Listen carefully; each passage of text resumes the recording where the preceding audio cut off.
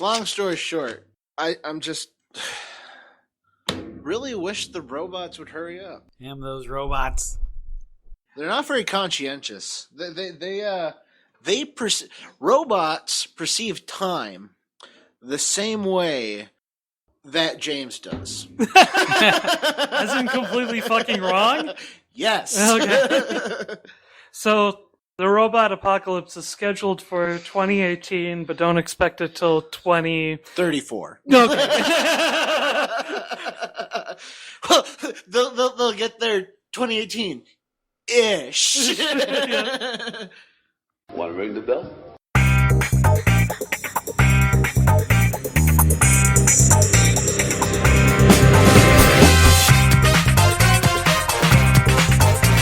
I'm taking it back. I'm taking them all back.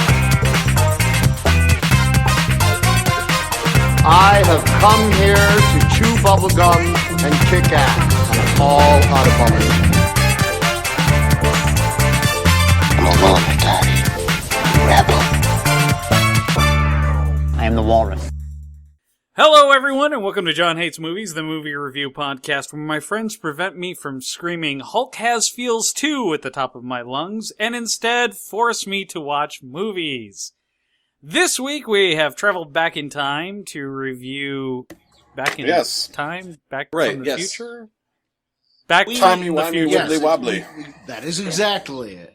We travel back from the future. The future, yes. To bring you a very special, spoilerific episode. Yeah. If listening to podcasts that happen to spoil you makes this unbearable for you, then by all means, you may want to turn this off. Hey, John, right I got a spoiler right away. Yeah? So, Age of Ultron. Here's a big spoiler. They find out that the Age of Ultron is actually 47, even though he says he's 35. Oh. So let's go to introductions. Come on! I stole that was joke. funny. It was funny. Yes. So I am your host, John Barrup, and today with us we have Eric Largent. Tally-ho. We have Colin McMillan. Language. We have Chris Arsenault. You know, I realize that the great thing about the world is that there's an infinite amount of possibilities. There's an infinite amount of theoretical universes where James is funny. There's at least one of them. And we have with us... and we have with us James Barrup. I'm going to sing a Disney theme song because it costs no royalties for me to put it through my movie. All over the place in my movie. Yep. Yes. So for those of you who are curious what spoilerific film we are talking about, we are reviewing Age of Ultron, the Avengers 2, currently in theaters as we're releasing this, I assume. I doubt it'd be pulled at that point. Well, when we release this to be fair, if this goes on par with the other spoilerific podcasts, it will be out in 6 months. That's right, yes. But hopefully that's not going to be the case, and we're actually going to release this in a timely manner after everybody's seen the film.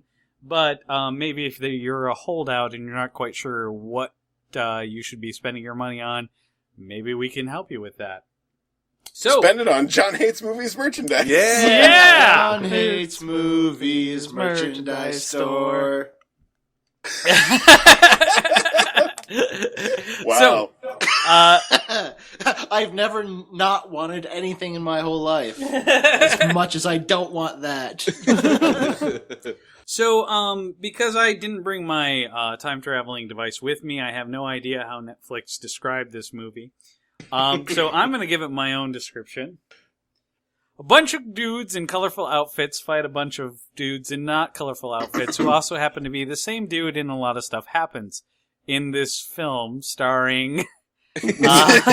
Starring everybody. Starring everybody. Starring everything. Robert Downey Everyone! Jr., Christopher Evans, and since it's Netflix and they never give women crediting, it definitely doesn't have Scarlett Johansson, and instead has Mark Ruffalo. Jeremy Renner.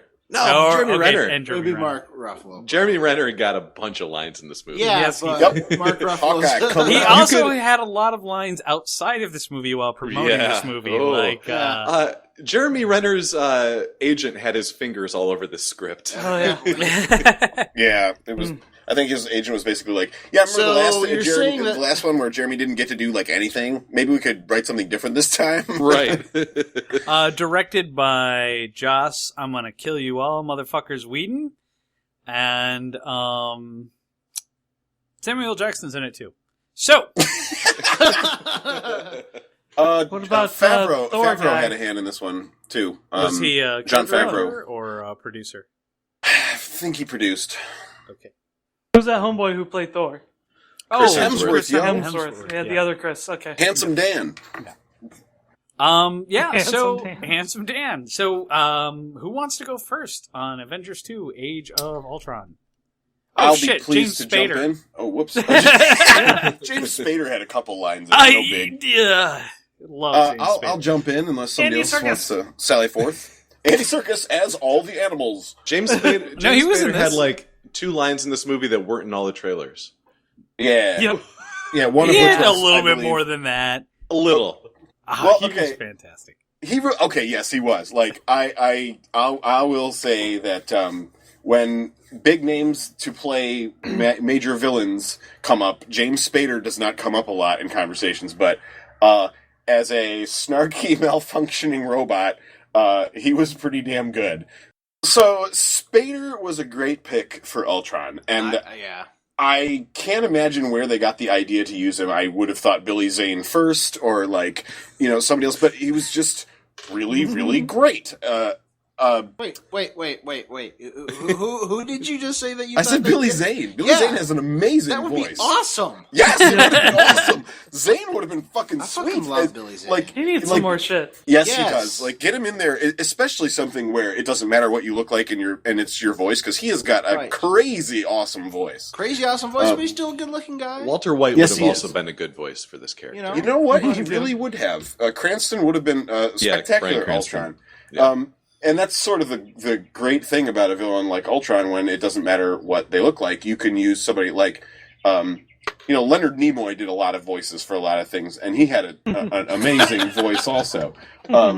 So, well, Orson Welles, do you want you to plan it? So I liked Ultron a lot, and I am not I'm like not a comic book guy. I think I'm the least comic booky of all 5 of us. I like the idea of comics, but I have never got into the habit of reading them. So usually it's Eric that's going, I never saw any of this stuff when I was a kid. I don't know what Mr. Peabody is.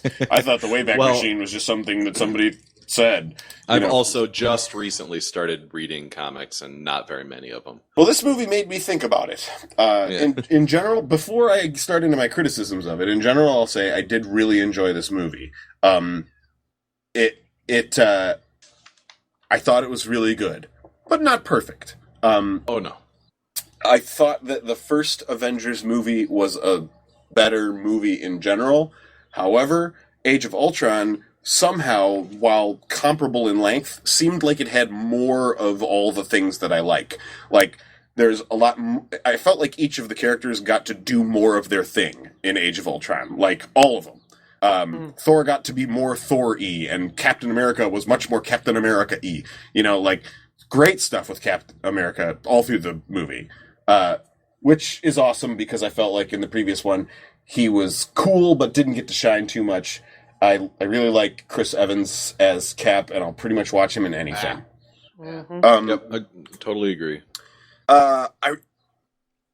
On the Facebook page that all you good listeners do not get to see, there was some pretty heated debate regarding Red Hulk earlier today, and why John is dumb and doesn't like good things.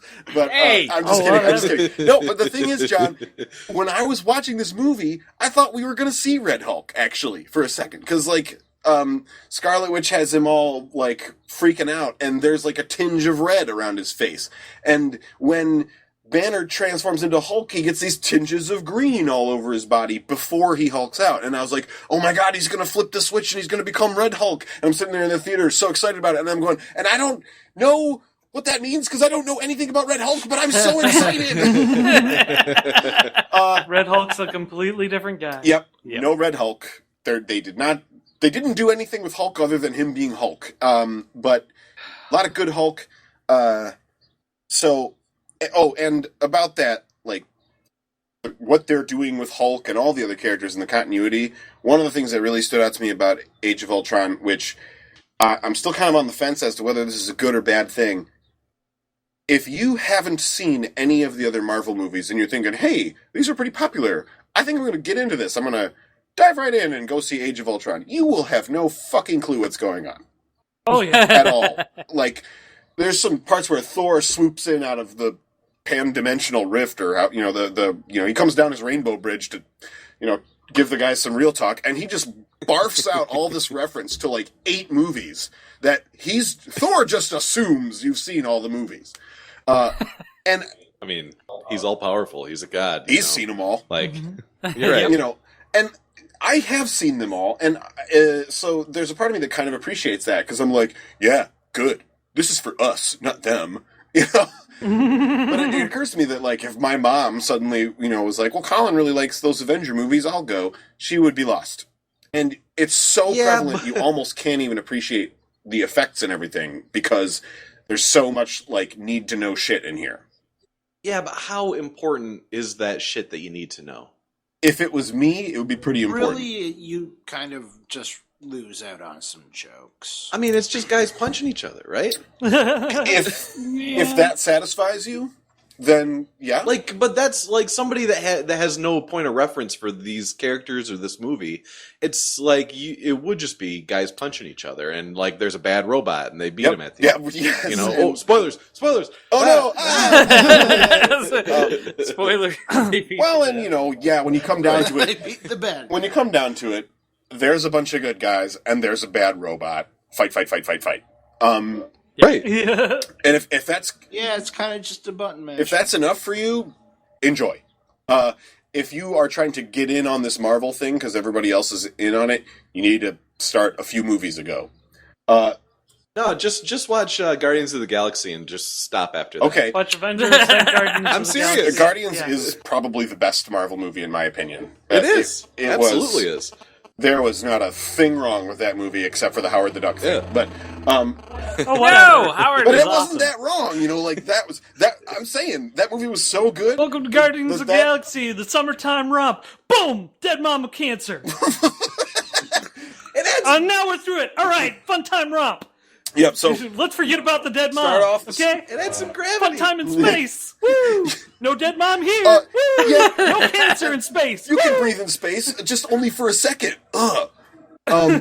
So speaking of Guardians, though, Sorry. one of the things that happens is like Thor comes down and he's all like, the Infinity Stones, we've seen like 4 of them or whatever. And I was like, wait, you don't even know that. Don't include the Stone of Power. How would you even know that? You weren't there. That was Star-Lord, you dick. Like, he's probably like your cousin or something, but you don't know that. I'm sure that somebody will say, no, you went and talked to Heimdall, and Heimdall sees everything. But Whoa, Colin, dude. You're acting like you're the one that knows the least about comics. What the fuck are you talking about? he knows Norse mythology, dude. No, he's watched the movies. That's the thing. Well, I'll get to it, but that's one of the things that I love about the MCU, which is known as the Marvel Cinematic Universe. right, Okay. Is that it's entirely, utterly No 3-letter self-contained. yes, acronyms. this is like, and this is You do this is not. how, where they're going with the Game of Thrones TV show. It's like, it's different, we know, deal with it. And Yeah, but at least they've acknowledged it hardcore. yes, They pretty much flat out said, we're doing this, just do yeah, it.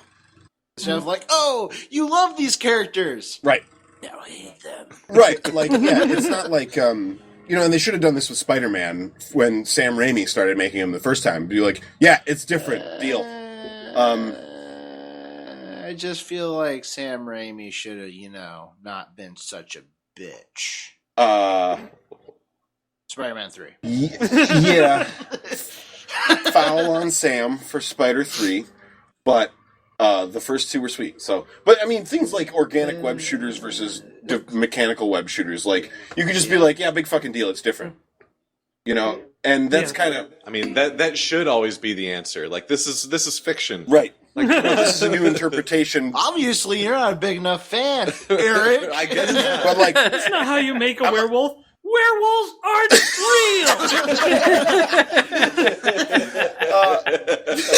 yes, exactly. Like, so for a minute, I wanted to get. So what you're saying is we're not allowed to watch a wolf cop and being angry that his dick exploded out of his human dick. His wolf dick exploded out of his human dick. You don't have any empirical evidence to suggest that werewolves don't transform dick first. You don't have any. You don't have any evidence of that. You don't know how Mjolnir works. You don't know any of that shit. None of it's real. See, I know that one because of Norse mythology. Actually, Mjolnir is the horse, right? No, you idiot. Schleipnir is the horse. Shut up. Yeah, I studied Norse mythology a lot when I was like in my late teens. Schleipnir. Classic Schleipnir. All right, so anyway, Age of Ultron, though.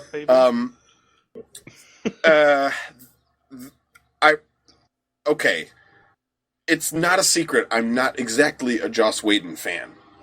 I watched the first episode of Buffy the Vampire Slayer literally yesterday. It was okay.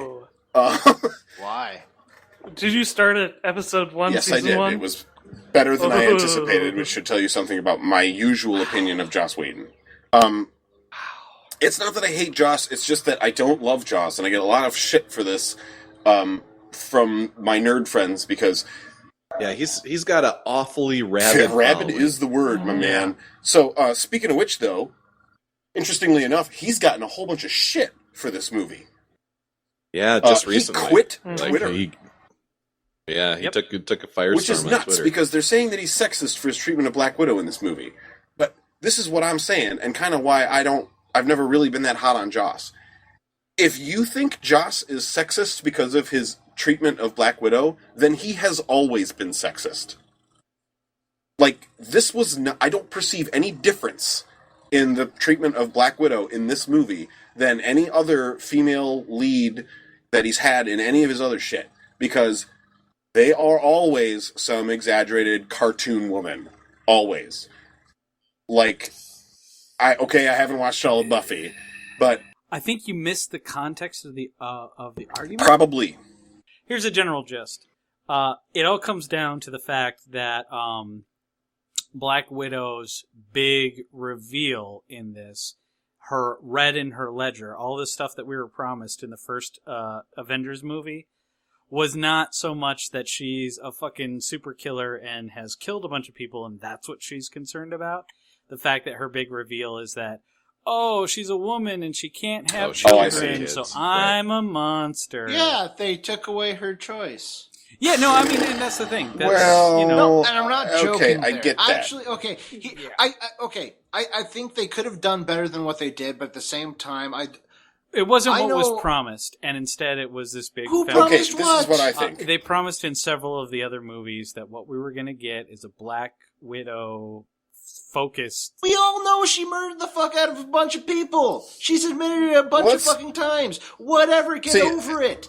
You know what bothers her? That she can't do the one thing she wants to do after all that atrocity that she's had to go through, what she was forced through as a child and as a young adult, being an assassin. She wants to do one fucking thing, and she wants to have a family. She wants to settle down. She wants to be happy, and she can't do that. I'm with you, Chris, actually, on this, and this is why I think they... Also, I don't really remember the movie. They handled that scene ham-handedly. But I agree with that, though. I totally agree with that. They were trying to make is neither the Hulk or Black Widow possess the ability to do anything but end life. They cannot create it. Because in the flashback, like, she was obviously pretty effed up about, having to kill people when she was, a teenager, 13, looked like, in that, or something? I don't know. So, I do think that it was badly scripted. Because it was like, you don't understand, I can't have babies. But... Yeah. But it makes sense that she would go after Banner in the guise of what you're saying, that they both can't create life. So she has this thing that she sees as her dark secret that pains her, and she acknowledges that she finds that in him too. Yeah. That he can't be he can't be this, he's not gonna, they're not gonna have kids. And that's kind of a reality of it. And at the same time, she, it's like she's able to be vulnerable because he would understand, because he would never want to have kids because he's so afraid that he would pass on. Create monsters. The Hulk tattoo. Yeah, so here's the thing with this. This is a reasoned adult discussion about these very issues. Now, restrict it to, 140 characters and filter it through the internet. What does that sound? Yeah, okay. It sounds that's like... how Joss totally Whedon... with you. It's stupid that she can't have babies. And et cetera, et cetera, et cetera. And that's how Joss Whedon got chased off of Twitter. Well, no one should be on Twitter. I It's agree. fucking stupid. I agree. Don't forget to follow John Hates Movies on Twitter. Well, all right. I mean, my Twitter handle is at Eric Largent. Colin's is at Colin McMillan. Mine is at FartPriest69. I'm not telling you mine. all right. Anyway, I don't use my Twitter as an actual Twitter account. I post the most obnoxious, offensive things that cross my mind. And do you have any followers? I do, actually. But nobody can actually figure out that it's my account because none of my real stuff is associated with it. Oh, my God. Yeah. Wait. How offensive? He just smiled at me. He just shot like a dagger smile. I'm just saying, you know how you say things, but you filter them? Yeah. This is like straight from my mind. okay, so bring it around and maybe recap. The conflagration that chased Joss Whedon off of Twitter, which I think is silly, he's a big boy, he can handle it, comes from a scene that was written poorly.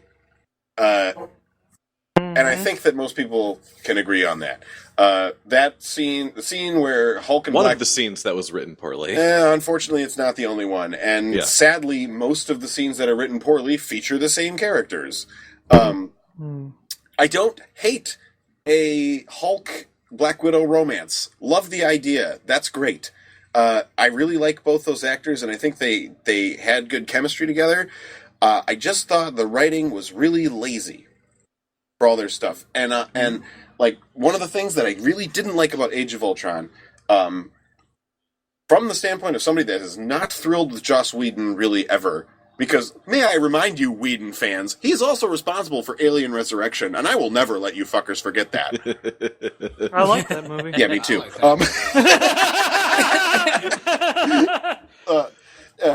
Come on, swimming aliens. It was so sweet. But like, most people hate it, and like, so people are like, okay, well, he gets one screw up, but and I kind of acknowledged in the first Avengers, it's like, okay, well, there can be one Joss movie that I like, but the problem with Joss Whedon and Age of Ultron is suddenly the dialogue got very Jossy.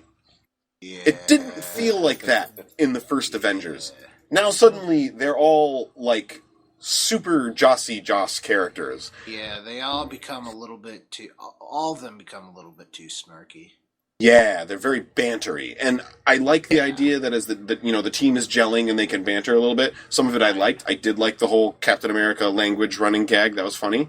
But like, frankly, the whole Hulk lullaby thing, that did not sound like dialogue from Avengers. That sounded like dialogue. Excuse me. That sounded like dialogue from Firefly.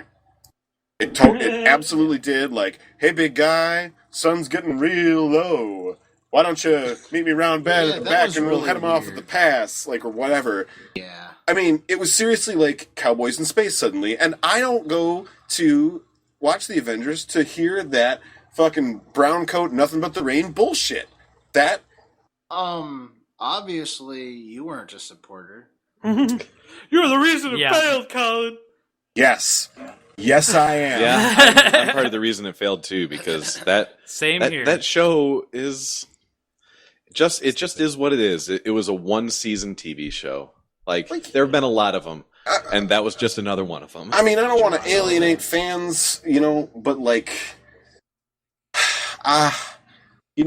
it was a decent, comparable sci-fi show. But well, right, the main character he plays a good Han Solo. Correct. Yep.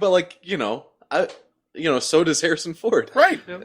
Right. And like Cowboys in Space, like the whole thing was sort of like let's do Cowboy Bebop, but a little different, I mean, it's exactly like that. Yes. I don't want to rag too hard on Firefly. That's not what we're here for, but it really stuck out to me in Age of Ultron that we're treading old ground here in the structure of the dialogue.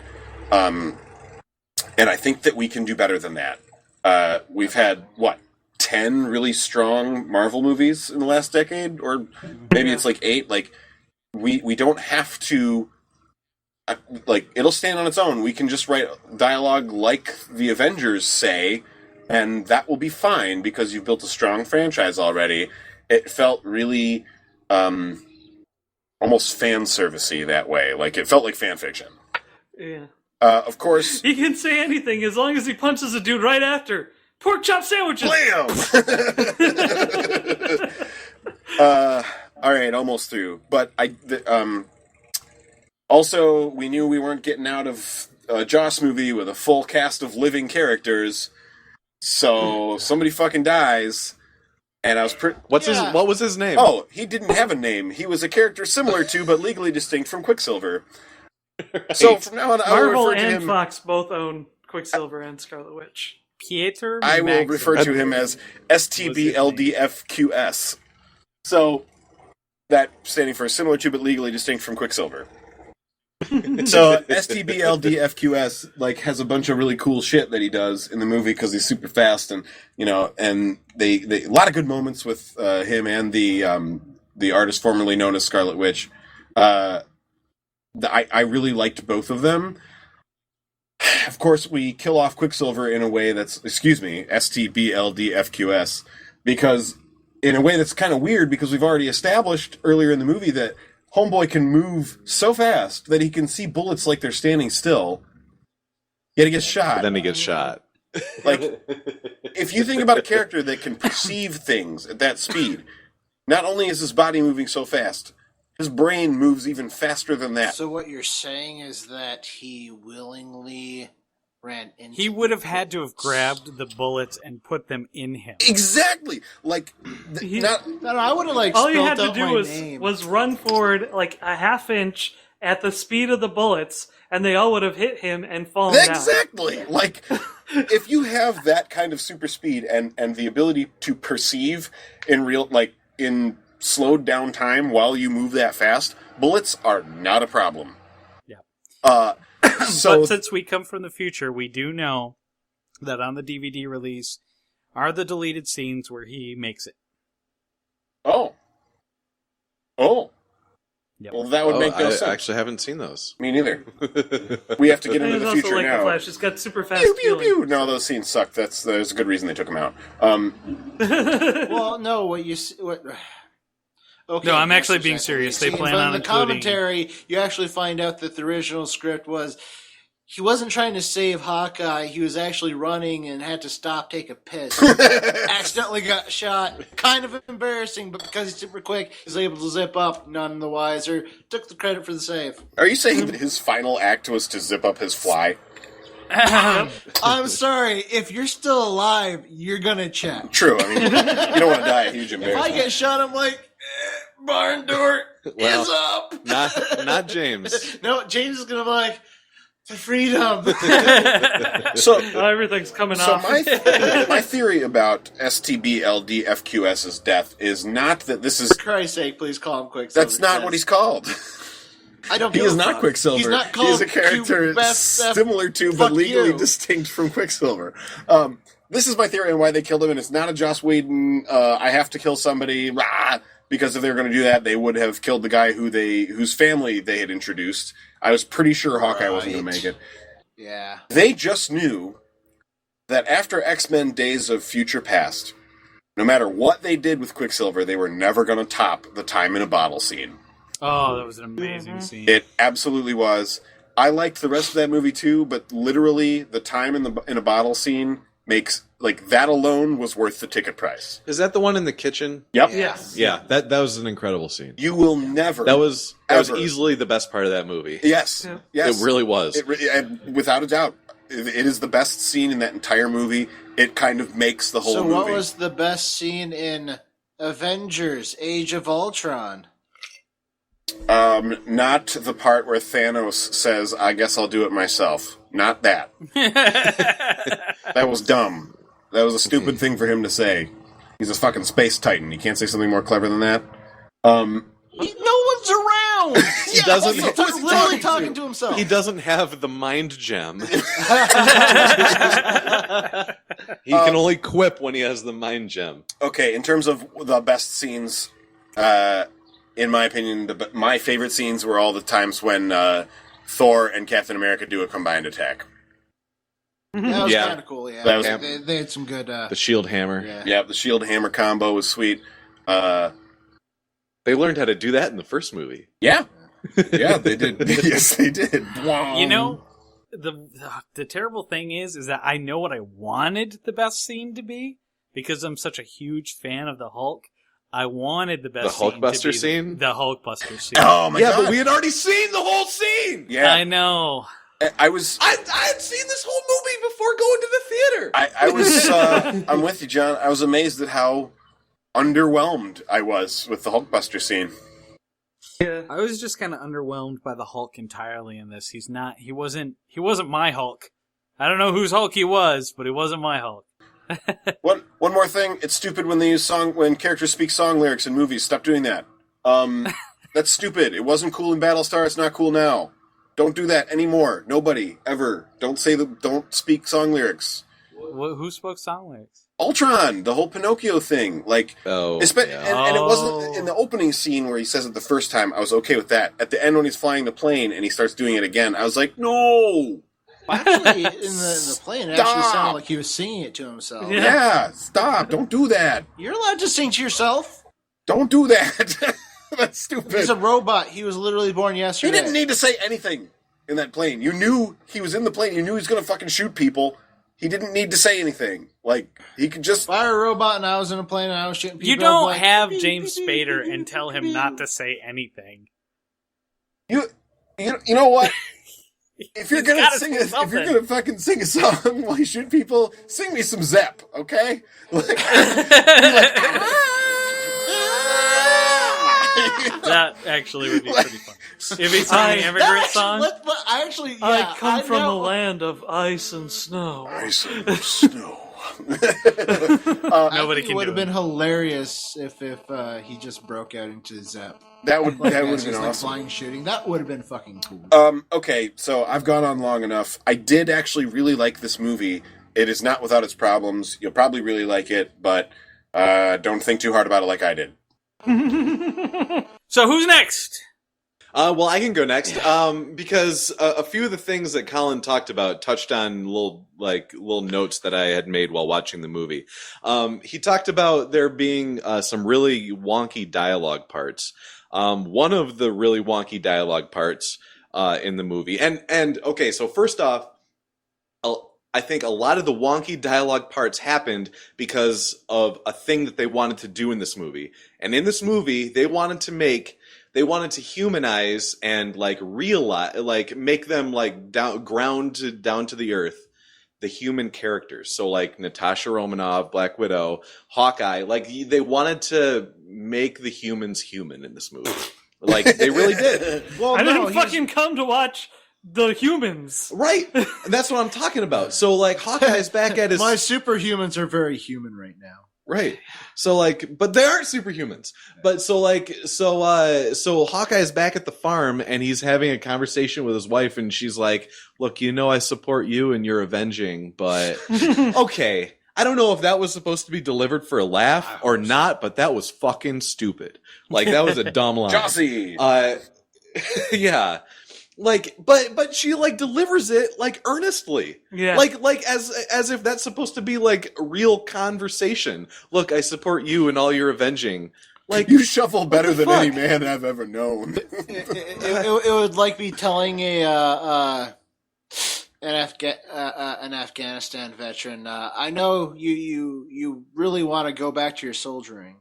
Right. Yeah. Yeah, You it army very well. Yeah. That's funnier. You know, I support you in your armying. There you go. Okay, I'm sorry. That is the better one. Cut mine. Yeah. So,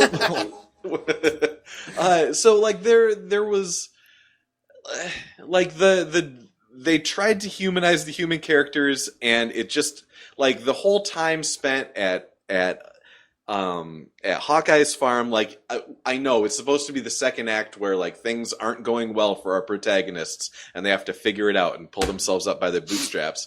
But like it wasn't interesting. Like nothing really. Like the coolest thing that happened while they're at the farm is Captain America tearing a log in half. Yeah. Like, okay, That That's pretty sweet. really cool. it was pretty cool. Yeah, it was pretty Every now and cool. then Cap does something like that that's like, whoa. Yeah, that was badass. But they didn't have Tony fix the tractor. I know. And I was like there should have been a tractor fix. Like, if we're gonna spend some time at the farm and she's gonna make him fix the tractor, he better fix the tractor. Better come out like that fucking tractor, awesome. and that tractor is still broken. That would be like the best after. That tractor's still broken. That would be the best after credits scene ever. Is like the Stark Yes. Tech. Oh my God. The Stark Yes, Tech that's tractor what rolling so out. like like just him flying in and actually fixing their old tractor. Like that would have been a good like shawarma scene. Yeah. You know? Yeah, it would have. Yeah, it would have. Okay, so another thing they did in this movie, and it was a direct response to mine and everyone else's problem with Man of Steel, where Man of Steel had a large civilian body count. Yeah. Or like civilian casualties or like casualties to the city. They made like at least 3 references to like, okay, we're gonna have this Save fight the away from people. Well, like so specifically the biggest one where they just hammer you over the head with it is the Hulkbuster fight scene where Tony Stark scans this building under construction, no human life forms. Oh, I guess we can have a fight there. Like, okay, we get it. You do, like everybody had a problem with Man of Steel for knocking down buildings, but you want to knock down buildings responsibly. It's just not okay when the good guys beat the bad guys to death with a child. Take this, babies are dirty. Dunk, dunk, dunk. Ha! Poopy on you. When was that? What movie was that from? It's not from. When I get bored, I just make it up. Okay. You know what though? That would have been a better Man of Steel in my opinion. So like all the references to that weren't that great. The plot. Okay, so this movie is good. Like I'm starting to get on a roll where I'm starting to get a little rant going. But this was a good movie. It's very enjoyable to watch. Like, buy the popcorn and just crunch while you watch it because it's people punching other robots. Like that, it's people punching robots. Well, that's what the movie you're is. totally right. You're totally right. Buy the popcorn, good-looking robots. crunch on it, and watch the people punch the robots. Anybody got some ice? The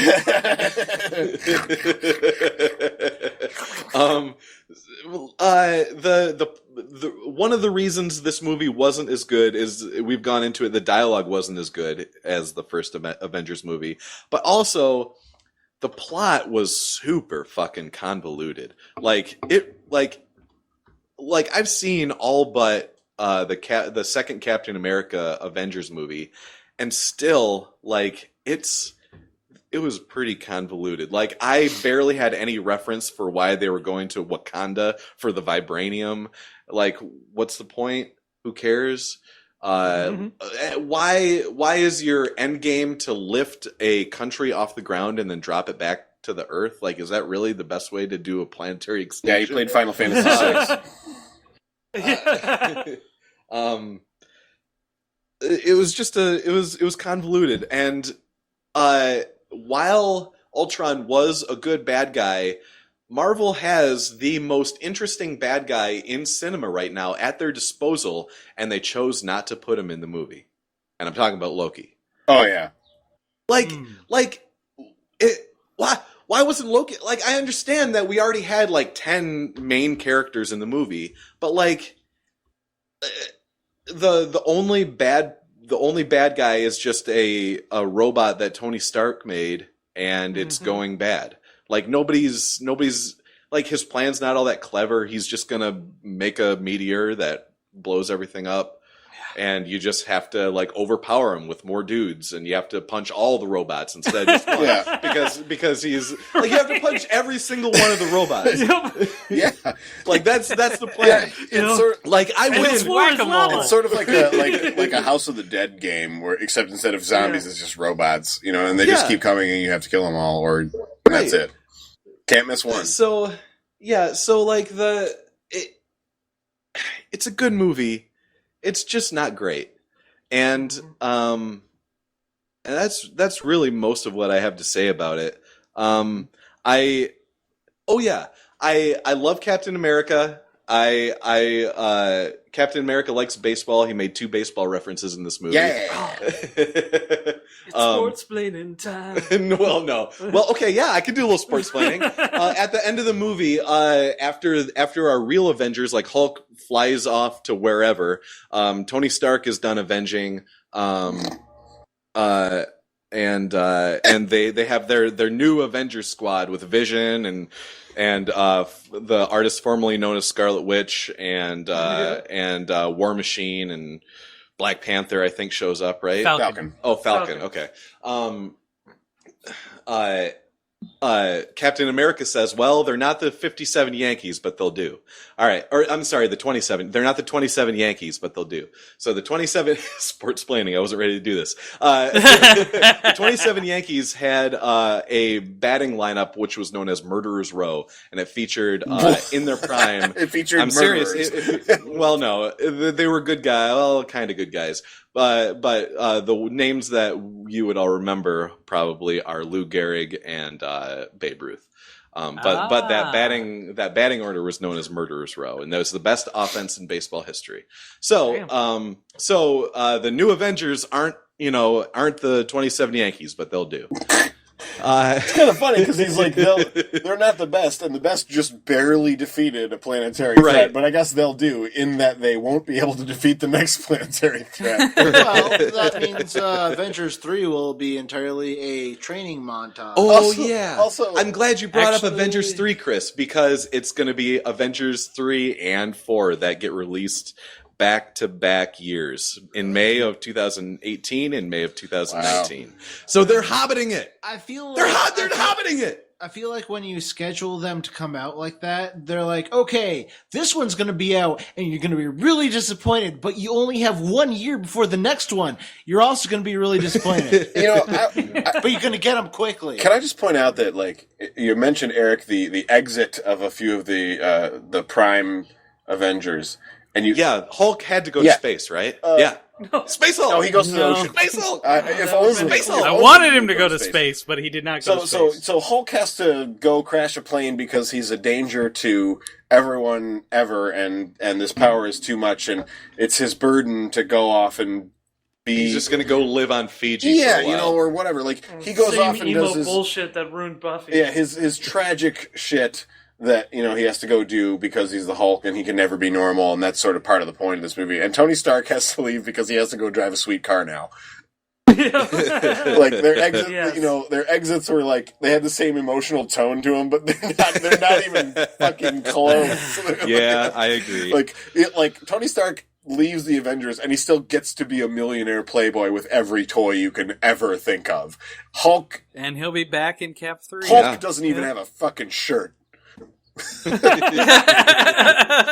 pants are too big now. So my last point, and I was getting to it when I was talking about Captain America, but I really kind of would have hoped, like, because at the very end when Thor, Captain America, and Tony Stark are riding in the elevator, and they're having that's actually a pretty good scene. Yeah. Well, if the hammer's in the elevator and the elevator goes up, it doesn't mean the elevator is worthy of Thor, right? So that's a good scene, but I kind of like I have this idealized version of Captain America in my mind where he doesn't give a fuck about the dick measuring contest that is picking up Thor's hammer. And I really didn't like that. Like, it's cool that he could budget, but like he should have been like, no, I don't have to prove anything to anybody. I'm Captain fucking America. I'm the best. You know what? You're right. What they should have done is instead of ScarJo saying, I don't need to be a part of this, Cap should have said, I don't need to be a part of this. And then later he should have just fucking picked it up and handed it to Thor. Like, here you go. Like Vision did. Yeah. Well, the problem is that Cap can't pick up Thor's hammer. Yeah, he can't pick He up never Thor's can. hammer. Right. Well, but it doesn't matter. He shouldn't have to. You're right. And he shouldn't shouldn't care. have to. He shouldn't care. Hey, it was a team building exercise. No, Eric's right. So anyway, my final thoughts on Avengers: Age of Ultron. You should watch it. You should not think too hard about it, and you should enjoy it. So basically exactly the same as mine. Right. Okay, so who is next? I think I'm going to go last because I'm going to go forever. You don't get to go last. I get to. Well, do you want me to go forever, Why and then do you you have can to go go last? forever? You don't have to go forever. What if we just went Sorry, part this of is in my forever? wheelhouse. James. We could go part of forever, not the whole forever. Only some. Yeah, just- forever? Maybe a third of I'll forever. tell you what, guys. I'll go half of eternity. There. Okay. All right, sweet. Okay, glad we can make this compromise. All right, so Age of Ultron. Yeah, it's pretty good, but just kind of okay. I feel like part of the big thing that I hung up on after walking away from it is that the plot kind of makes no sense. Like Ultron, like what the hell is his motivation? His motivation is okay, well, I'm here to bring peace, and I'm going to do that by killing everybody, but people need to evolve. So I'm going to crash an asteroid into the Earth. Evolution doesn't work that way. He's a Final Fantasy villain. Yes, it does, James. He's just starting from scratch. Yeah, he's creating an extinction level event. So, Yeah, but I don't know. Because you know what, James? Life will find a way. But you know how long... Okay, even he, because he's got access to the internet, obviously, even he would have to understand that he would have to wait billions of years to the point where his circuits would corrode. That doesn't matter. Not if he's made of vibranium. Whatever. No. He can transfer his consciousness into any... Yeah, he'll just transfer himself into a leaf. It'd be Yeah. cool. Or he could probably jumpstart, the primordial ooze. Make an entire new race of Ultron. If he's willing to free will destroy the entirety of human civilization, why wouldn't he be... Well, actually, not even human civilization, the entire living... Right. ecosystem of the planet. Yeah. Why would he not be willing to create his own children? Well, he said the only theory. survivors would be totally his fucking own metal. god. Yeah. Wow. I Colin. have a theory about this, James, and I'll just lay it out for you here. I honestly think Ultron is the one character in this whole movie where the writers actually lifted him right out of the fucking comic books. And in the comic books, he makes no fucking sense. He's Yeah, well, malfunctioning. I understand that. Not so much in the comics and in the TV series, Earth's Mightiest Heroes, which is a really good series. I liked it. They had a whole Ultron arc. They had time to actually explain Ultron, unlike this movie where they really didn't. The explanation: he's a bad robot. Yeah, they basically Ultron's program is set up in such a way of, well, I must end conflict. Conflict comes from consciousness. So the only way to delete conflict is to completely rid the Earth of consciousness. So that makes sense in his bizarro way, but it would also mean that he would have to kill himself when he's done. Well, he's not the first villain to go down that garden path. I mean, do you know who he probably got it from? Who? Dave Thomas founder Wendy's. Oh, he fucking get that was the hardest gun of all time. You didn't even know it was coming. No, I didn't. I wasn't expecting. God damn it! I got twice on this podcast. I did not get one person yet. That's an extinction level event. I'm so happy. So your review is over, right? No, I refuse to let it be over. But I may have spoken too quickly. For those at home, I cited, of course, Dave Thomas, founder of Wendy's. Got him. Got him. I never thought I would have it get. I never thought. Well, everybody now knows who the punching bag Oh. is. Who's the easiest get to get. James got getted twice. Yep. Now, I guess we'll just pay back for my earlier slam. Anyway, one thing. Asteroids don't work that way. Like the fucking land mass that he lifted up, it doesn't work that way. Although I do like the fact that when it started falling, you could see jets on top of the land mass shooting it down like at a faster velocity. I thought that was funny. I got a kick out of that. They were. Yeah, I know. I understand that. I just got a kick that he was like, well, this isn't going to be large enough, so I need to make that up with speed. So I will put jets on my landmass to shoot it down. And the vibranium was going to reverse its polarity for some stupid fucking reason. Whatever the fuck. Because science. reversing polarity is, That's pseudoscience. Yeah, because you have to reverse the polarity of the tachyon flow. Right. But fire everything. What's the all wavelengths. reverberating chaotrons? Anyway, the dilithium crystals. however, I kind of wish that Marvel, like at that point, I kind of wish that Marvel actually had the X-Men license, because that would be like a perfect setup for Asteroid M. Which would be really fucking sweet. But Asteroid M is Magneto's asteroid that he kind of does his shit from. I have my own thing about But anyway, okay.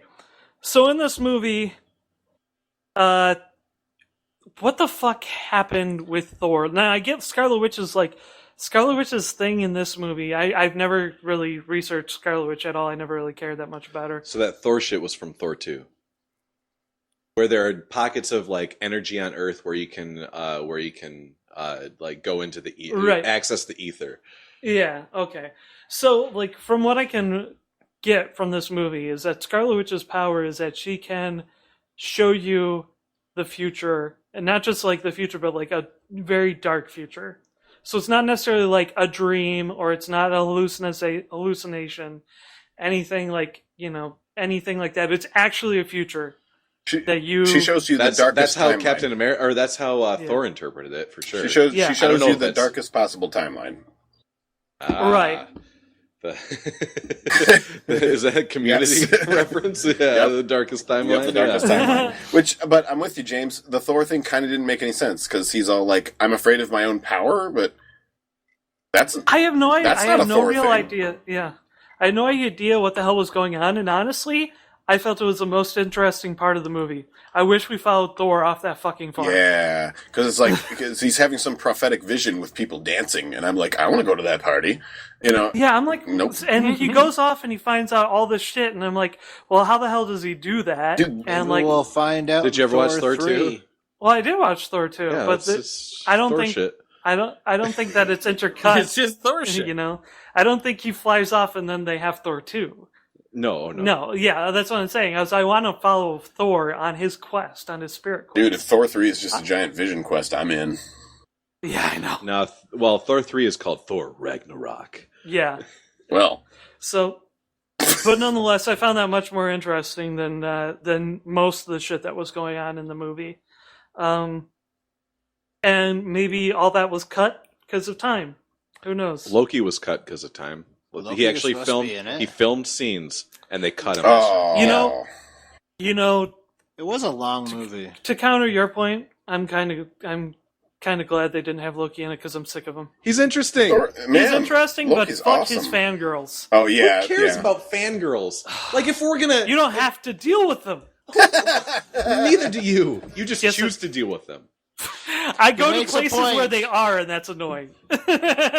You choose to deal No, with them. I'm not so far removed from that world, James. Like, I know what you're saying. Like, if you go anywhere near where the fangirls hang out, you will just never hear the end of it. It's like fucking Look. Doctor Who fans. Yeah. Bending to the will of terrorists is as bad as being a terrorist in the beginning. Like, we can't take an interesting character out of a movie because we're afraid of what will We happen. do not negotiate with fangirls. They didn't. They did it for the interest of time, right? Presumably, Yeah, yes. they I dropped it could have over dealt with time, 5 yeah. minutes of Loki. Which makes sense because if he would have been in there, it would have been during those scenes, and so that's why that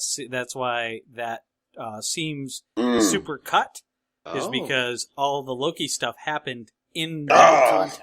Wait, which scene? The Thor stuff that James wanted. Oh, okay. So now I feel like we Gotcha. missed out. Instead of injecting him into the Avengers movie again, Mhm. just give him his own fucking movie. Yeah. Loki. Yeah. Make Loki Loki Part 4. the main character, and the movie from the perspective of Loki. And I will never have to fucking see it. Right. We'll spare Yep. James. That satisfies everyone who loves Loki, and because there are some interesting perceptions on Loki, and that he is misunderstood, but he wants the best. Blah blah blah. I've heard he's from all. fucking evil. Bullshit. Oh, He causes the end of the world.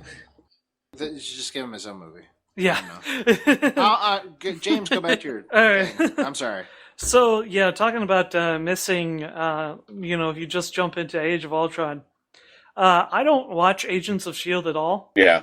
And I feel like there were a bunch of shit that in this movie that I felt like the writers were like, oh, well, everybody watches Agents of S.H.I.E.L.D., so let's just throw this shit in there. And you would be totally wrong. Well, there were like There's 3 only- or 4 characters that it was like almost like they expected you to know them. Yeah, but this No, entire because movie is Agent that. of S.H.I.E.L.D. did not have, this movie had no Agent of S.H.I.E.L.D. characters in it. Correct. Nope. And on top of it, there was only one thing in Agent of S.H.I.E.L.D.'s this past season that had anything to do with the MCU.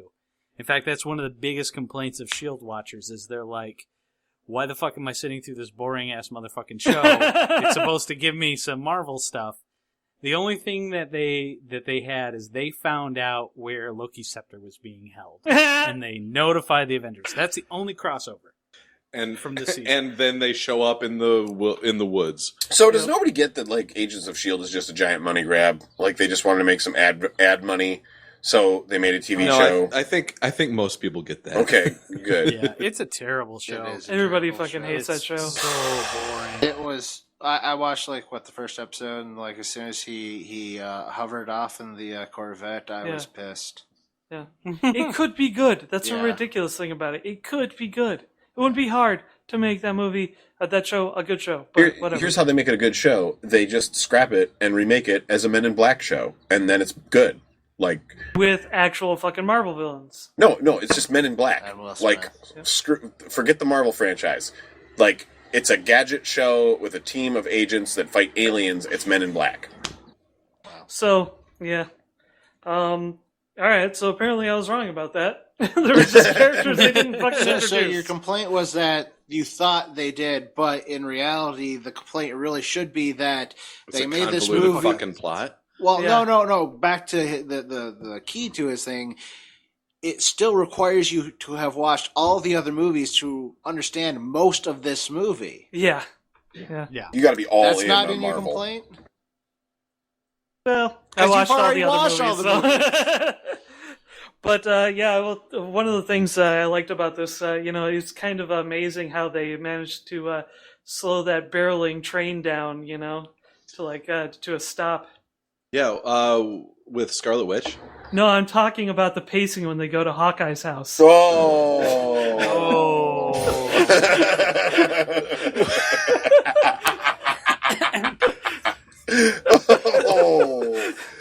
Yeah, that they laid on the brakes, full stop for the pacing. There. And wow, so I'm like pretty much through all my notes here almost. The whole Hulk thing, I hated it. I fucking hated the way they treated the Hulk in this movie. I understand sometimes that Bruce Banner can get mopey and like kind of conflicted about his power and everything like that. But sometimes Bruce Banner fucking embraces it. And those are the most interesting Hulk stories. Yeah. When he's just okay with, like, when he's like, hey, you know, I'm really smart and I'm really capable, but if you get me angry, you're fucking dead. Yeah. Don't even try it. Those are all RULK stories. They are, actually. Those are more RULK than Bruce, because sometimes he flip-flops. But honestly, I pulled that one out of my ass. I just wanted to say RULK. You don't know shit about RULK. You fucking Your mom likes RULK. RULK is You slammed the RULK RULK's is awesome. character pretty much. Yeah. You know who else likes RULK? John likes RULK. Oh. John likes My RULK, dad? yep. My dad? Yeah, nobody's going to fall for it, Colin. Nobody's going to fall for it. Not twice in one Yeah, episode. come on, that's bullshit. You're getting greedy there, Colin. Stop it. I'll never have another one again. I know it. So I'm just going to revel in it. Now with being a greedy person like that. Damn. Nope.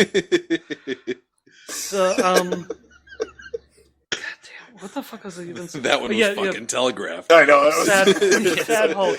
Sad Hulk is fucking dumb. Oh, The sad. it's when the blue, they were the like, blue oh, Hulk. yeah, it's time for a lullaby. You know, the second time, time for a lullaby again. And she comes up to him, and he's like, kind of pacing and flipping out and shit, right?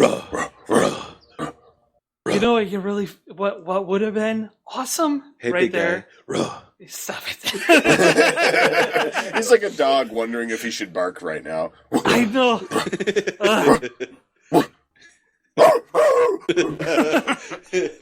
Yeah, that's what it felt like. Time for a lullaby and shit, right? Mm-hmm. Scarlett Johansson, now Scarlet Witch, goes up to him and is like, sun's getting real low there, cowboy. What Space the cowboy. What the Hulk should do is, they start doing that hand thing, and then he slaps her hand and is like, no. I am the Hulk. Bruce is gone. From now on, Hulk stays. Because that's what happened. I mean, that's kind of the best is when Hulk is just like, yeah, why do I need to take second place? Why do I need to come out when Bruce is mad or hurt? I want to enjoy the sun and, collect some positive vibes. But he doesn't do that. He smashes. Well, no, the Hulk Sometimes he does that. in the comic and in Not the cartoon, in the movie, sometimes the Hulk just takes over. Not the way they made. Not the Hulk Edward in Norton movie. It wouldn't fit with the Hulk they created in the movie. That's part of the official Marvel It would have been a Comics nice universe. kind of twist on what they built up so far, which would have been cool. There are characters from the Edward Norton Hulk movie that are going to be in Captain America: Civil War. Oh yeah, What? Yeah, the General. General Thaddeus Ross, played by William Hurt, whose secret identity is Your mom. Red Skull again? We're not going to say who. Yeah. What? Nice. Yeah, that's who RULK is. RULK is General Thaddeus. Oh, damn. RULK. Oh, Yeah, boy. Hulk. We love RULK here at John Hates Movies. Yes, we do. But here's a question about lullabying Bruce. This wasn't a problem in the first Avengers, but now we have to do this. Yeah, and honestly, if Hulk was like, fuck you, I'm staying, it would have set up Planet Hulk, perfectly. Hulk. Well, Hulk, I'm gonna Planet James. Hulk. I'm gonna tackle that myself too. Alright, so I won't go too deep, I'll just say that. Well, the lullaby thing, you said they didn't have to do it in the first one. It's because, they have a dynamic now. They figured their shit out, what they got to do. Mm-hmm. They have their shutdown. I see that. You don't have that Didn't right like away. it. I don't Didn't like like it either. it, I didn't like it either. but- I'm just saying, you spend enough time around stuff and people and things, you see a problem, eventually you find maybe not a fix, but a fucking Band-Aid. RULK, Planet RULK. it just wasn't a problem in the first one. Like he was like, I'm always angry, and then he willingly turns into Hulk and never does not hurt any innocence and doesn't have a problem. He was awesome in the first one. Yeah. And he was a problem in this one, which sucked. I know. Yeah. Maybe I don't it's have a because problem when with him he's being more a problem. mopey, he doesn't. I don't know. I don't have a problem with him being a problem. I have a problem with him crying about it. Yeah. 'Cause that's not the fucking Hulk. Yeah, because we know He's here not on John Hates entitled to Movies, his John feels? hates feels. He's got one Yes, feeling, he and does. that's fucking angry. I don't or wanna slightly feel. annoyed. Angry or not angry enough to go green yet. Honestly, I like it when the Hulk is happy that he's busting shit up or in a fight. Mm-hmm. Like, I like it when he's enjoying. There's a reason Hulk's catchphrase is Hulk smash, Yeah. not Hulk feel. Puny Hulk human. cry. Puny god. That was fucking sweet. P.S. There were no moments like that in this Nope. movie. Correct. No. Correct. Nothing even close Hulk to it. never got to be The cool. closest reaction from the crowd in the theater was when Vision grabbed Thor's hammer, Yeah. Which which was wasn't pretty sweet. uh, Yeah, and by the way, Scarlet fucking Black Johansson. Widow. Black Widow probably would have picked up the hammer. She probably would have been able to. Why would you say? Because you I don't have to know. be able to kill. Ah. That's one of the requirements to pick up Thor's hammer. You have to be able to kill for the greater good. Yeah, nobody said she kills for the greater good. Well, she does now. So, but yeah. So, apart from something really convoluted that I'll just ask you guys later because it makes no fucking sense.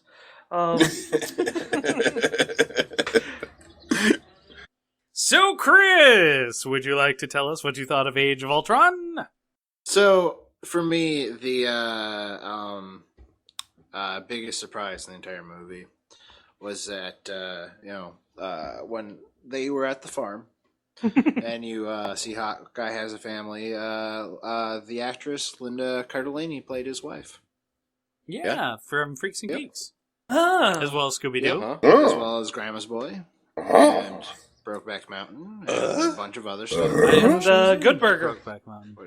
Oh God, She was She not was in in Good Good Burger. Burger. She played the crazy She was lady. not a good... Wait, She played played the Dave kid. Thomas. Farmer guys, Monkeys. we should really review that sometime. I Yes, know. we should. It was her first episode. What? Nope. Anybody Was I there? Anybody can listen to it if they want to. I don't, It's I on don't the remember website. that. That's I don't right. John, remember was that. I there?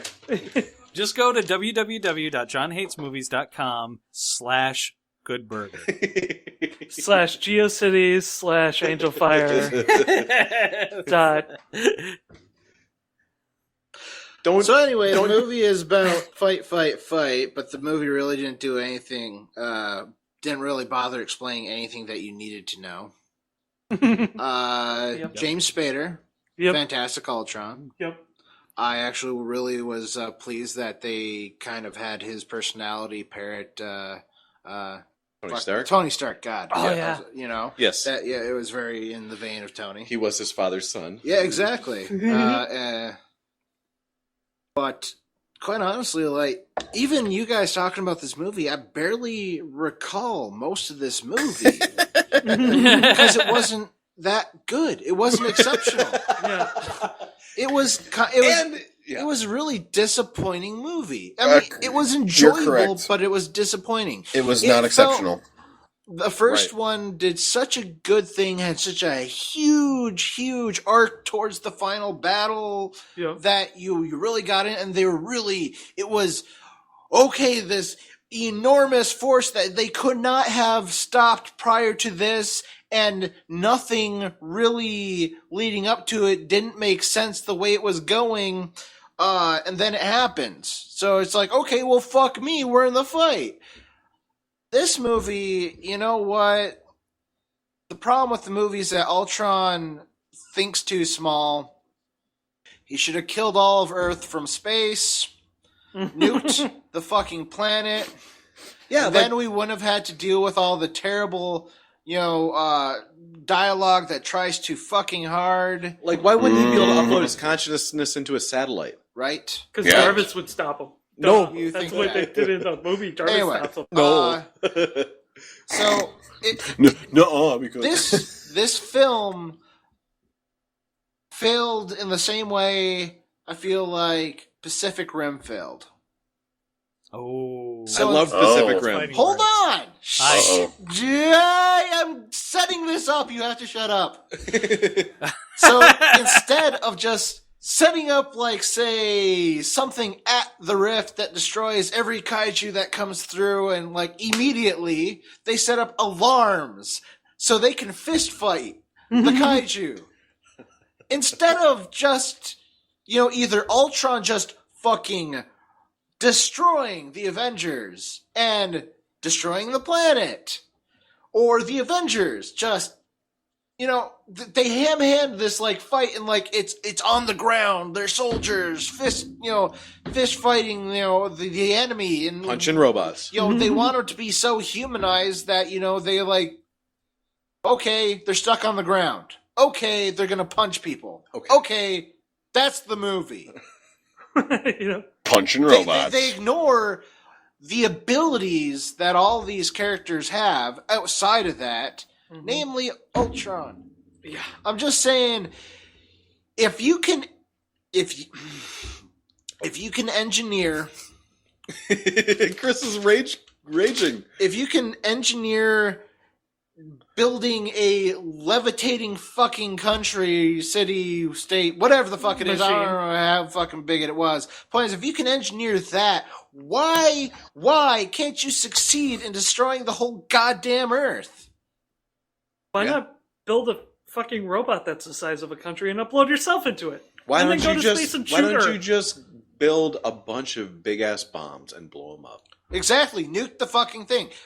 That's the From problem orbit? with the movie. Yeah. The problem is simply that, okay, none of the things that occurred had to occur because if they were thought out, you could have done them better. Let's face it, Ultron shouldn't have lost. Well, There's no reason Ultron should have lost. He's malfunctioning. The Avengers were half-assing it, frankly.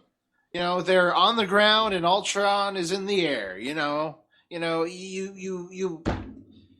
if you shoot straight up, you're gonna shoot yourself. And that's kind of how I felt the Avengers were fighting. I didn't give a fuck about the quasi-Quicksilver. The fact that he died didn't bother me one fucking bit. No, it didn't bother anybody. But the arguments you made that, like, that didn't make sense that he died because he can walk past bullets, that was stupid, which is why the only justification was that he stopped to take a leak and accidentally got shot. Sorry, I love that Colin's broadcasting from a street corner. That guy has an enormous penis, and he had to let us joke. all know. He was, he just, he had to let us know. That kind of cracked me up because it sounded like somebody was driving off. I like this movie. Fuck you guys. that was me leaving. I was like, no, And then Tony... The entire problem of this movie starts when Tony decides that instead of creating a solution to a problem, he creates the polar opposite of a fear. He has a fear that the world's going to, and a logical fear considering what they've done, what they ran into before, that they're going to be overrun by an all-powerful force they can't fight, that they can't match. So we need to create something that can match that. Yeah. Something to oppose that. Yeah. Ultron. But that's not the problem. The problem is that there is something out there that can destroy you. Building something to fight that isn't a solution because that means you can't fight that. Which obviously means that Ultron never could have fought the fucking aliens because the Avengers beat them. That's true, yes. So, well, he screwed up that and, not programming Asimov's rules into it. Yeah, like we've known about that for quite a Programming while. thing makes no sense. Yeah, Anyway, apparently Bruce and Tony have never read Asimov. And that's Which the other is, side like, of it. basically impossible. I was going to say, Stark fucked up, but I'm really just super disappointed in Banner. He should have known better. He knows that bad things happen. He was too busy working on his Woody Allen impression going, Right. Okay, but the other thing about that, the whole Joe's character. Black Widow. Why can I not remember it? Yeah, I know. I was like Black flubbing all over Widow. the They've place. never like her- 'cause she's There's never two that's Scarlets in this Like movie. the fucking weird ass thing with the the nursery rhyme crap, trying to calm him down and stuff. That was weird. I thought it was I thought it was interesting. I think they could have done that better. I think they could have created a better dynamic. It felt like what they were leaning on, like it's almost as if they already had to have been have had developed a much more closer relationship, so that there was, even in his Hulk form, such an emotional connection with her that she could draw him out of it. But that didn't exist before that we know of, and at best they tried to develop it inside this film, so it didn't make sense that she was doing it. That said, I liked the idea of her going after Bruce. I thought that was kind of neat. Mm-hmm. And the whole, her thing with I can't have kids thing, and, like I said, I already did a spiel. I don't know if that's going to get cut or spliced in, so we'll see if you, in the audience, have any fucking clue what I'm talking about there. My point is, I liked that. I also thought it was really cheap writing to do it. But I'm a romantic, and I like to see people fall in love. Also, very disappointed that when he shut off that screen, that he went to apparently Fiji and not Planet Hulk. Yeah. So to me, what they were getting at, or what was really calming the Hulk down when she was doing her lullaby, I don't think was anything she said. Yeah. They like both times she did that hand thing where she rubbed his hand and then tapped his forearm. Right. I think that's what was calming him down. Well, but it's like that, like trigger and response. Yeah. And I think that's like a mechanism that calms him down. Couldn't have gone over like, all right, well, but guy, he's not he's not attracted to Cap. So what you're saying he should is the be. Hulk is sexist. No, the Hulk is just hetero. Yeah. So I don't know. Touch too rough. I don't get why we have to make the cooldown, like the Hulk cooldown, also a sexual thing. Like it wasn't sexy, but I don't think it was sexual.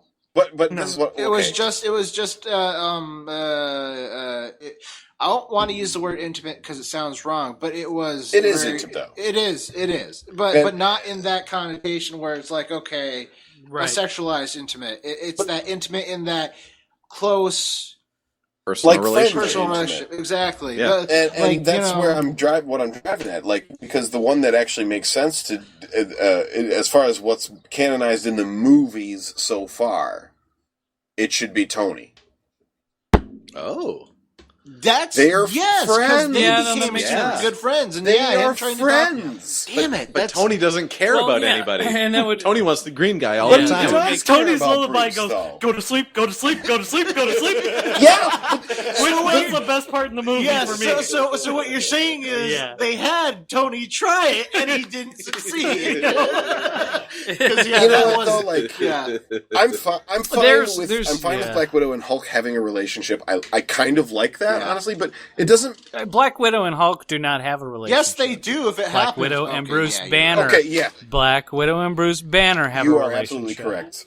That is why I'm going to launch into it at this point, guys. I'm okay. So I am a huge Hulk fan, and honestly, most of my review is going to be about the Hulk because the first Avengers movie. It was a Hulk movie, as far as I'm concerned. It's the Hulk movie that I deserved, and I got it. Finally. Hey, that's a Batman thing.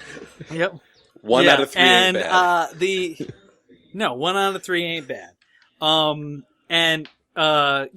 Even the Edward Norton one could have been good had there been more Hulk smash. Yep.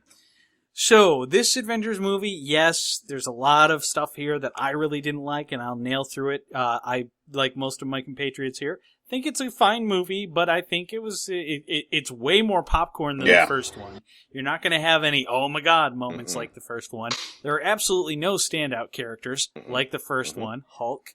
And then on top of it, this movie does suffer from too many main characters. I was wondering if it was going to happen, and it did. Yep. 2, this movie honestly got way too jossed. Mm-hmm. I know that's right. Yeah, and I think they spent way too much time in this movie setting up Civil War. and Avengers 3. I think there was way too much Infinity War and Civil War stuff going on in here. They had to do all that stuff between Cap and Tony Stark, otherwise Civil War is going to come out of nowhere. Civil War's still coming out of nowhere for me. Like, there was nothing in this movie that referenced that they were about to have a fight, like, in 1 year.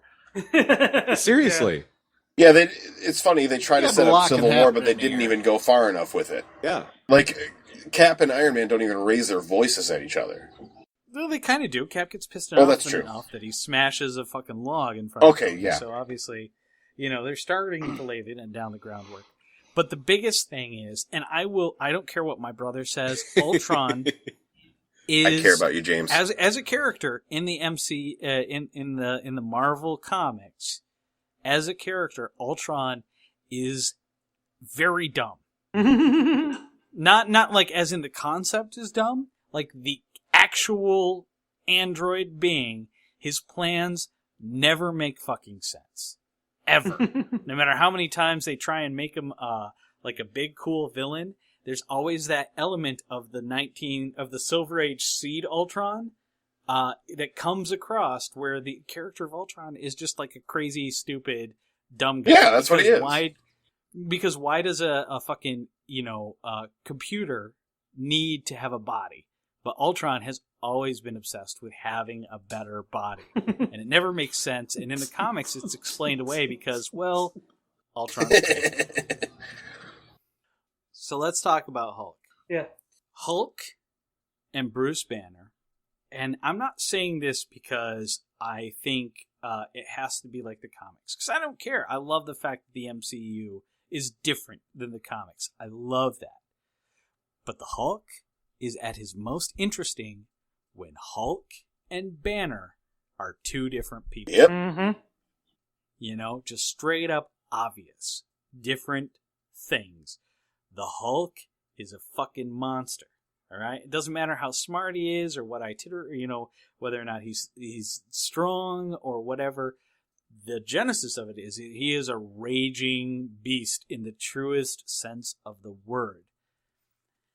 When you have this stuff going on where the Hulk starts like when they portrayed the Hulk in this movie, the reason he wasn't as good as he was in the first movie is because the Hulk in this movie is a big green Bruce Banner. Yeah.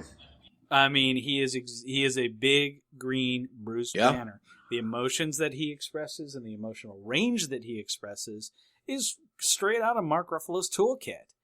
And the way that they have that character present itself would be straight out of Mark Ruffalo's toolkit. You want an O moment is that when the Hulk is raging out the second time on the island, and the Black Widow goes up to calm him down, it starts to work. And then he flips out and smacks her across the complex. Yeah, but then we'd have more Joss Whedon hate. Yep. I'm sure we would have more Joss Whedon hate. Yep. But the thing is, that well, no, because that establishes that Hulk is a real threat. It establishes that Hulk is a real threat. I mean, you don't kill Black Widow. I mean, she recovers. Right. No. You make it more of a shock. Right. But you establish that the Hulk is a real that they threat, can't and control. You establish they can't control, and that the Hulk is not Bruce Banner. Yep. Right. And here's the Which thing is with why that. This is another Banner is always in such tough shape because he can't because he knows, because he literally cannot control the Hulk. And so here's where my my John makes this movie a little bit better through just a couple of changes. All right. Okay. So the Hulk is raging out on the island. He's like literally freaking out. He's just smacked Black Widow. She lets the Avengers know that they've had a problem, but they're at the climax. They're about to break the fucking vibranium thing and cause the electromagnetic field to blow up the entire island. Mm-hmm. Instead of blowing it up, they literally supercharge the vibranium rockets so that it blows it up into space with the Hulk still on it. Mm-hmm. Oh, Space Hulk. Oh. Yes. Exactly. Planet, and then you set up Planet Hulk because the Hulk is in space. Yeah, and then but you the best have part to- about Planet Hulk is the whole, hey, big guy, we don't trust you on Earth. Bye. well, you could very well, yes, but you could very well make that, have them make that decision when they That realize they're not gonna but come get obviously him? You'd have to. Well, not that they're not going to come get him, but that he can't be controlled. That they have to do it, and if Tony Stark is the one who makes the call, then it makes Oh, Civil War okay. also. Yeah, that's a good way to set up Civil War. Oh, Johnny! Yep, because Tony Stark is the one who says, greater good, no matter what the cost, the ends always justify the means. And this summer, And Cap Watch goes, no. Yes, exactly. So that's my little tweaks to make this movie a little bit better. Because one of the things that totally took me out of any enjoyment that I took out of this movie is the very end, where it's the Hulk in the airplane, and it is the Hulk going to Fiji. Because that is not a Hulk decision. That is That's a Bruce Banner decision. Yes, yep. Hulk just wants to party. him conscientiously leaving that way. That's a Bruce Banner decision. It's not a Hulk decision. Hulk just wants smash. Hulk just wants smash. He's a raging beast. Yeah. And if they're not, Hulk throughout the comic series has had varying degrees of intelligence and has been anywhere from super, super dumb, like infantile dumb, like he is in the movies, to, crazy, super smart through stupid stuff that happens in the comics. But the fact is that you gotta stick with it. You gotta commit. You can't have the Hulk. You can't have the Hulk make a decision that is a Bruce Banner decision because they're not the same people. You can't have your Hulk and eat it too. Yes, Maybe the Hulk's growing as a person. No. he's growing inside. He's watches growing a lot as a of Fred person. Rogers. Okay, I just want to point this out that your biggest problem isn't that it's that you don't like the way they portray the Hulk, but you just said that they portrayed the Hulk in 100 different ways, and that's technically all they're doing. Is 101st way. Yes. Well, the one thing that they've always been consistent with is that Bruce Banner and the Hulk are two separate people, Mm-hmm. and that's important. And it's important to say that the 101st way is the worst way. And they chose the worst way. So stop it. Because let me ask you a question, Chris. Did you find this Hulk anywhere near as compelling as the one in the first one? I can't really say one way or the other because I didn't think that the Hulk in the first one was that impressive. I liked Banner. He doesn't remember. No, I liked Banner in the first one. The Hulk honestly did nothing for me. What about Banner in the second one? I think his character was just... I think most of the characters in this movie were just... They wanted to give everyone so much screen time that no one got enough screen time, so anytime anyone tried to do anything, it just came off as fluff. That was Renner's agent's fault. Yeah. So, I agreed with the character in this one saying that it wouldn't work, but I don't think that's how he would have done it. That's not how he would have done it if it was written in the original one. If they had the time to express the character in the first one, the way they did in the first one. Yeah, I think any problems with characters in this one is simply because they wanted to give everyone their fucking time.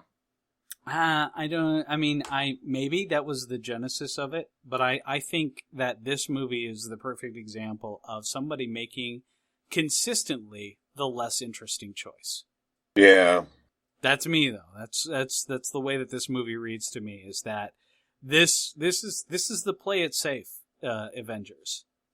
This is the I agree, probably way too many cast members, and it tried to do too much. And so it tried to do too much fan service. Yeah, I think the characters were too watered down. That's what I'm saying. The first one had all these characters, but they didn't focus so much on any of them. That's what I mean by fan service. They tried to give them each their time, and by that they gave none any quality. Yeah. Yeah. But all the interesting characters have their own movies anyway. Right. So you And I don't need think to develop them in these I think that's movies. kind of what it is. No, you don't need And to that's why they develop give them. Hawkeye so much screen time, because he you know, doesn't have his own movie. And Black Widow. And by the way, I don't give a shit about either of them. Yeah, neither do I. Yeah, Yeah, but that's what to I be mean. fair, I Movies totally for. watch, I Scarlett think- Johansson walk around on camera. Every time I saw a potential choice in this movie, I literally saw it was like they almost went for it and then they backed away. Killing Hawkeye would have been braver than killing Oh yeah. Quicksilver. Oh yeah, Yeah, for And sure. I would have cheered. I would have been happy. poor family. You know, Oh, and well. honestly, that's I mean, I know they were setting us up for it and they wanted to do like a thing, but well, apparently my time is up. So Colin's neighbor, what did you think? Yep. So before we wrap this So- whole thing up, there's something that nobody has mentioned. Wasn't Vision great? Oh yeah, no one has mentioned that. Yeah, Yes. nobody's mentioned Vision, and At yes, all. he was What do you cool. mean? I What do you mean? would have liked it if Vision he great? said anything. Yeah. Oh, Or did I anything. enjoyed Did him. anything. I enjoyed him. He It's just- sounded an awful lot like Jarvis. I thought he was really cool. I liked him a lot. That's because He didn't do was anything. Jarvis. But he, What did he do? He picked up the hammer. and he He picked up the lasered. hammer. He lasered the last Ultron. I thought he was Like, supposed to be a lot he talked, more he had powerful that- than that, and then he once again a character that is super powerful theoretically and just does dick. Well, he was Yeah. born yesterday. Ah. He had the only good line in the movie. Yeah, that was one of those. That was probably the only good moment. Like in terms of those moments, is like I was born yesterday. That was sort of like how charming. Oh, Age of Ultron. And let me just shoot your face off now. But it was kind of weird that it was like, dude, guys, Vision is coming. It's a big fucking deal. And then he's just off camera until the end of the movie. He punches some robots. And Once lasers again, them. the whole movie's a fist fight. Yep. It is. Yeah, It's the like guy- we brought tanks to a fist fight, and then we got out of our tanks and had a fist fight. And I threw a motorcycle. But at the end, there was lasers. So I mean, lasers saved the day. It was sort of weird though with Vision because it was seriously like, okay, this dude is ostensibly godlike. You know, he can fly on his own power. He knows everything. He has access to the internet, which is a really very convenient feature for a device to have these days. Yep. You know, Bluetooth and then enabled. he just he's sort of like Vision's Superman just with a forehead beam. device. You know, he's like. Well, I do. He's like, if I do- Superman made a cell phone, it would be Vision. the cell phone from Planet Krypton. That's I the mean, art phone. At the end, doesn't he even have ambiguous morality? If I'm remembering correctly. Well, don't they're just not sure about his reality when he shows up in the first place. Yeah. Yeah, Because pretty much in order to stop Ultron, Tony made Ultron 2.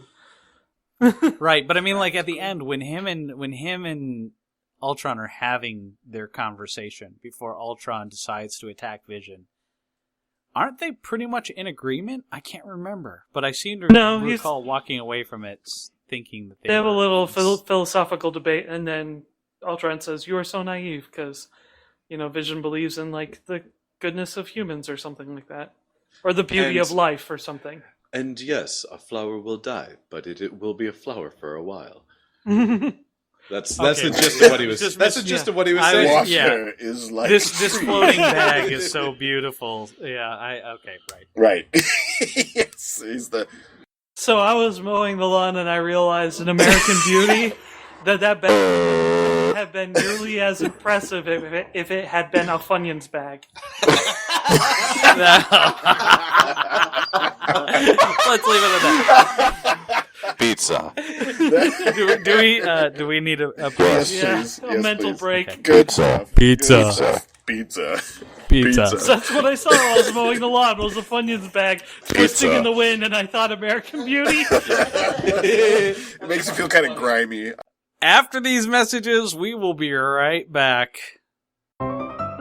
Week after week, trying to keep up with the Joneses.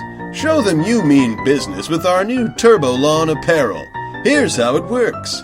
Buy a Turbo Lawn t-shirt, but tell your neighbors you just got the new Vlarf Turbo Lawn, and it came with a free t-shirt. Watch them panic as they destroy their lives trying to one-up your fantastic fictitious purchase. Don't forget to really stick it to them by telling them your Turbo Lawn has the same great taste as always, but with half the calories of normal shrubbery.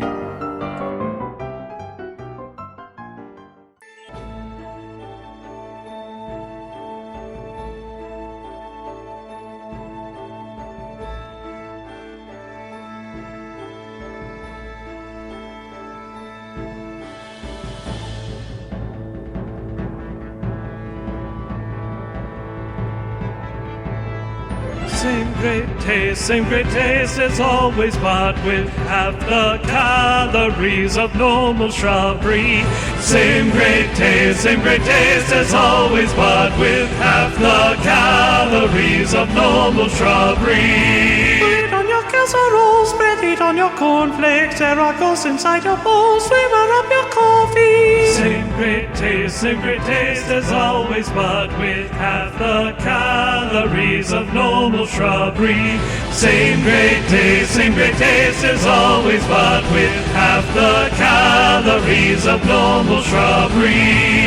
It has many vitamins, trees are laughing at you. Wonder where the toothpick grows, this shrub is delicious. They all want your Turbo Lawn, hide it from the neighbors. Love knows all that you have done. Have a Merry Christmas. Have a Merry Christmas.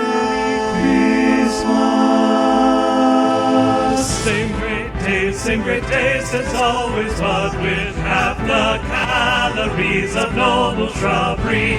Same great taste as always, but with half the calories of normal shrubbery.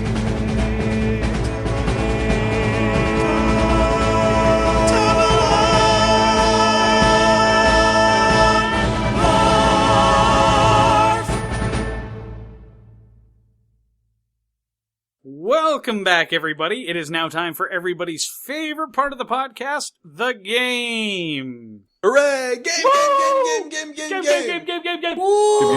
So this week, the game is being run by Chris Arsenault. Chris, what do you got for us? I don't have much. Okay. Honestly, I kind of wanted you guys to do Avengers Age of Ultron. That's the title. Okay. Mm-hmm. Give me a more representative title. Okay. Well, let's take a second to think. Okay, James can just do it. Avengers 2, Buns of Steel. I'm going to cite my Facebook status analysis of it. Good-looking people fighting good-looking robots. Avengers 2, good-looking people fighting good-looking robots. Punch all the robots. Yeah, okay. Avengers 2, Rage of Hulktron. If I had to make a more representative title, it would be Avengers 2, Punch the Robots in the Face. I was going to do Avengers 2, Punch the Robots in the Face. I was also going to try and see Avengers 2, Electric Boogaloo, but I couldn't come up with anything for that. It's just a dance party, right? Yeah. So Avengers 2, Captain America 3. I guess I'm going to have to go Modern Warfare. Avengers 2, Captain America 3, Modern Warfare. How about Avengers EX plus Alpha. EX plus Alpha fight. I guess I'm going to have to go with Avengers 2, Too Many Cooks. I do hate Too Many Cooks. All right. Avengers 2, Hawkeye 1. Avengers 2, The Weed Yeah. Avengers 2, I Can't Have Babygate.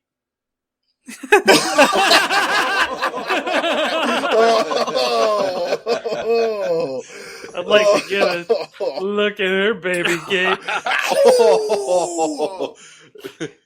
I'd watch that movie. Yeah, I was gonna say that's a movie you'd want to watch. Avengers 2: The Incredible Sulk. Yeah! Oh, that's good. Oh, that's a I good think one. it's Derek's turn again. Avengers 2. Shit, I had an idea. Avengers 2, where the characters are made up and the plot doesn't matter.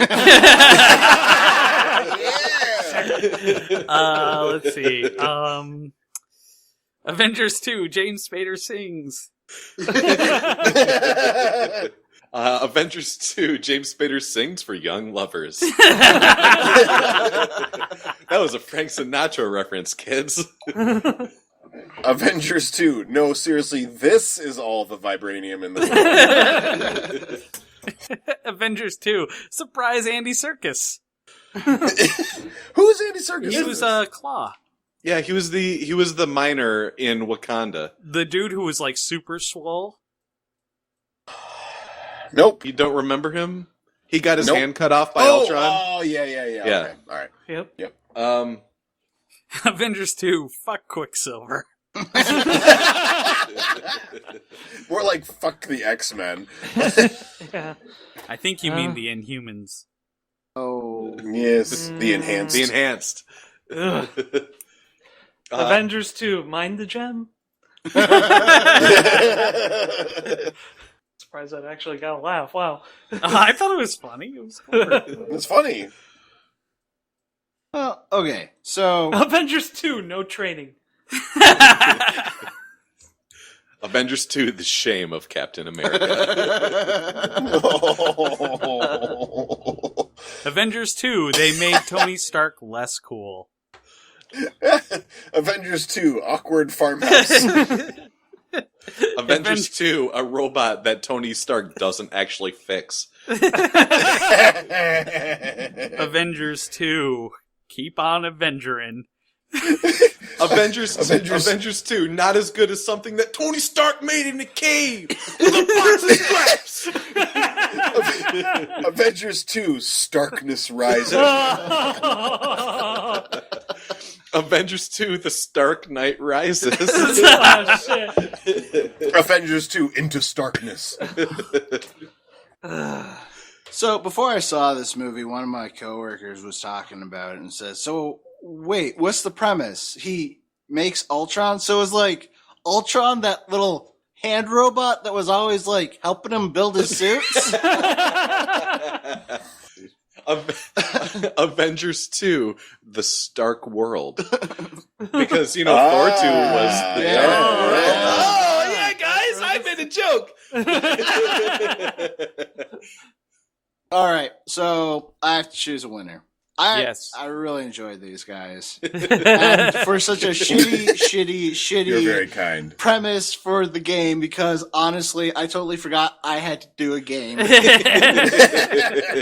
decided you guys all lost. What? What? Wait, what do you... What? If I Somebody has to win the game. yeah, somebody does. I win. Wait, What? You didn't even say one yet. Doesn't matter. If I can bring you guys through space and time, I can rig the game. Oh, I never win. What are we watching, Chris?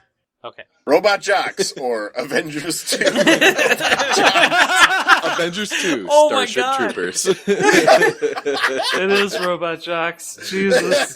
I didn't even think of that, but that's brilliant. Avengers 2 Robot Jocks. That might have actually won you the game, Colin. Avengers 2, Robot Wars, the sequel to I Robot never Jocks. win. Avengers 2, Airbud Saves the Day. All the Airbud movies are on Netflix. We Yep. got to get one of those guys. Oh, Oh, no. No. Airbud, No. come on, Airbud. No. It's on sports. Oh, gonna sports you know what? explain I would Airbud actually to us? want to watch Airbud just to have him sports explain Airbud. I know. I don't know what any of you guys are talking about. Nobody mentioned my vomit swirling in a bucket for 2 hours. You must have watched, Airbud. Airbud. Pretty much the same thing. Anyway. I swear I had Avengers 2 ones too. No, I can't think of anything. Well, we did Avengers a 2, lot of them. Wolf Cop. Yep. Well, obviously we're not watching Avengers 2. Feelings don't belong. But we are watching Fifth Element. Oh, yeah! Okay. Sweet. Also, listener suggestion. Was it? There, By I got my a 2 brother. A twofer. It's a twofer. Twofer. Whoa. Yeah. Well, Sean McGowan, this one wasn't for you. This was for That's right. Sean McGowan, we're watching your suggestion, but not because you told us to. Fuck you. We do what I want. You're not a boss of me. Colin's the only one that's allowed to say "fuck you." Who's the big brother now? A lot of pain there, Colin. So, ladies and gentlemen, you heard it here first on John Hurt's movies. John Hates Hurt's Movies. John If we Hurt's get our movies. John We Hurt on the only podcast. review John Hurt movies with John Hurt in it. That All would the be time. alright. Also, we should have him as a guest. Big shout out, John Hurt. I'm going to tweet at you. So you've heard it here on John Hates Movies. Next week we are going to be reviewing The Fifth Element, which I believe is either spirit or love. Well, I suppose we'll find out next week. That's right. So thank you very much for tuning in to our very spoilerific review of Avengers 2, Electric Boogaloo, Avengers 2, Age of Ultron, and that's it. Hey! I forgot how to end these. How do these get ended? Avengers it's- 2, it's- the it- unsuperheroes. It ends with a shit show and then somebody shouting, "Oh, good night!" Okay. Ah, the French. Good night. Good night, everybody. Avengers 2, I should fix that kitchen. that's fix Avengers the 2, damn dragon. we're gonna knock out a wall and put in an expansion to the kitchen. Yeah, I need Nobody to know even that, uses the fucking dining hall. Hawkeye. Shut the fuck up. Avengers 2. Yeah. Avengers 2, James hates doesn't Hawkeye. fix the tractor. Yeah. Avengers U, finally, Hawkeye can talk about his kitchen. Avengers 2. Hi, welcome to Hawkeye's house. Avengers 2. Hawkeye. Hawkeye. Oh, shit, that's Good night, everybody! A great big thank you to our staff graphic artist, Tabby Walters, the Weekly Cast, and our listeners. You can listen to our podcast on iTunes, the Stitcher app, through YouTube, or directly on our website. Feel free to send us a movie review suggestion. Every third episode is Listener Appreciation, where we choose from your suggestions. You can reach us through social media, either by liking our Facebook page, John Hates Movies YouTube channel, or following our Twitter at John Hates Movies. Our music was composed by Kevin MacLeod. You can find this track and many more on his website, Incompetech.com. Thanks for listening, and tune in next week to hear someone say... Because I don't know if you guys paid attention that I always get girls whenever I do BuzzFeed quizzes. Like, my results are always girls. That's the only time you get girls. I know. This is so easy.